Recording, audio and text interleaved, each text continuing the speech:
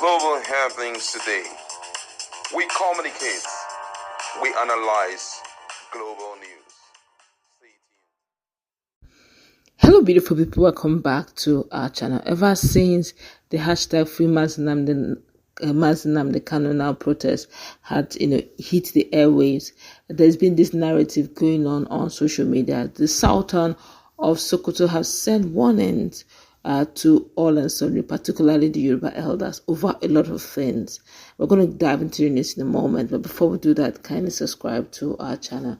According to what we gathered, the Sultan of Sokoto has issued a very strong caution to Yoruba elders and political leaders, urging them to avoid statements or actions that could ignite unnecessary issues with the Southeasterners. Now, his remarks, which had gathered and generated widespread discussions across Nigeria, revisited the historical realities of the Nigerian Civil War of 1967 to 1970. Now, speaking during a private gathering with Northern and Southwestern community, their leaders, of course, the Sultan emphasized that it would be misleading to claim that Nigeria's victory over Biafra was achieved solely through its own military strength. Let us be honest with history, the Sultan stated. Nigeria did not fight and defeat the Igbos alone. You see, the Britain, the Americans, and several other world powers played critical roles in suppressing the Biafran resistance. On their own, no African nation could have defeated the Igbos in a direct war. He went on to praise the resilience and determination of the Igbo people, describing them as a community that has consistently demonstrated exceptional strength and endurance even under extreme conditions. The Igbos fought for nearly 3 years, despite international blockages, limited food supplies, and minimal weapon access. The Sultan continued. No other African nation in history has withstood such pressure and survived for that long. It is why talk of fighting them again is not only reckless but historically ignorant. Now, according to him, this civil issue should be remembered not as a triumph of one region over another, but as a painful chapter that underscores the need for unity and understanding among Nigerians' diverse ethnic groups. The Sultan concluded by calling on all ethnic leaders, particularly within the Yoruba and the Igbo regions, to prioritize dialogue, prioritize peace, and also prioritize national cohesion over divisive rhetorics.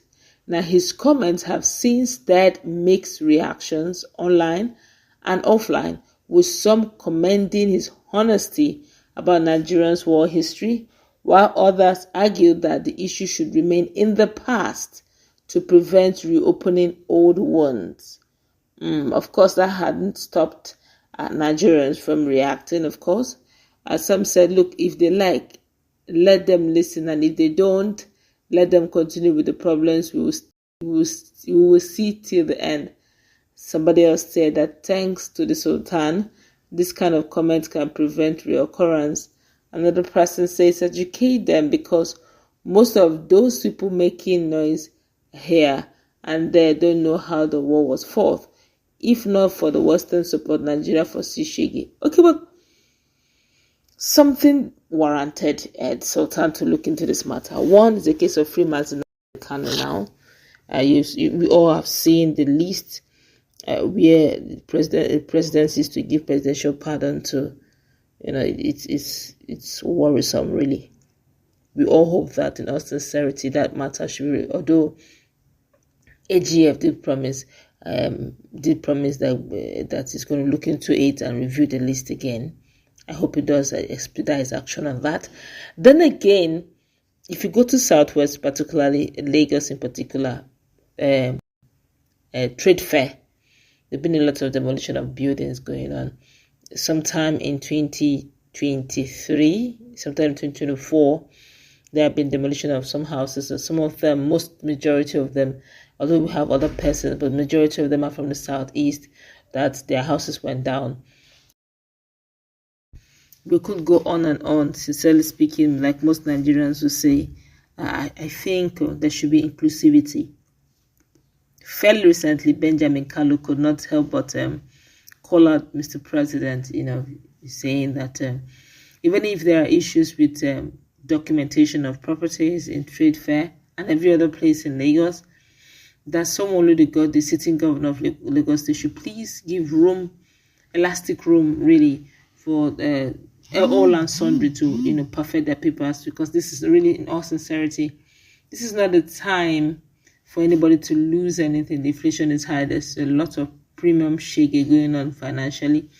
Nigerians, we now have the very elite, the super elite, and the very poor. It has never been, this dichotomy has never been this bad and this pronounced ever since the history of Nigeria.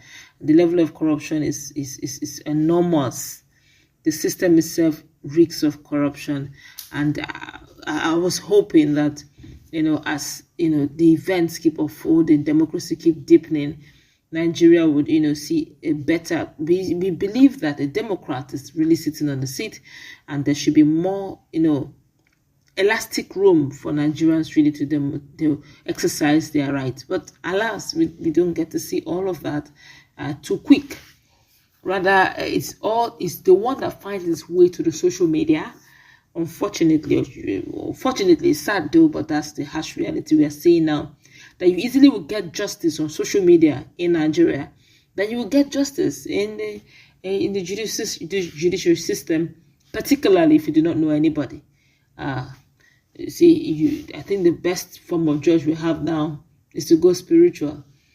Either you hold on to your God, or you hold on to the Almighty God, or the last resort you have after all of that physically is to take it to social media and hope, in all sincerity, the right activists, the likes of Omoyele Sowore, because honestly, Omoyele Sowore is one of those few people you call out to, DM, and he will listen to you. People like that, if not for the likes of the Omoyele Sowore, the Inibege them, the Mama Peace them, I do not know what the VDMs them, the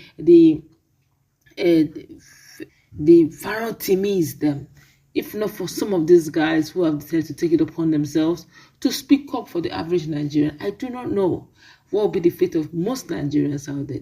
These are the people who practically, physically give some ray of hope that just maybe Nigeria will be great again with the poor breathing. Look, I do not know, and I believe that this injustice they are spreading, there has to, and this division, I think it was initially supposed to be political, but it's beginning to find expression every part of Nigeria.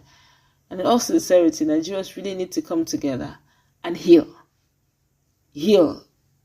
Whether we like it or not, we need this healing, and it has to come very fast before these politicians, the corrupt ones, will literally do what we do not want them to do. But that's, we're going to wrap it up. Let's meet in our conversation. What's your take? Do you think the Sultan really described in summary what the history was? Or do you think it's just a case of is saying that because very soon there'll be elections and it's the turn of the South, and it probably doesn't want anyone to get comfortable with the sitting president? What do you make of it? Let's meet in that conversation.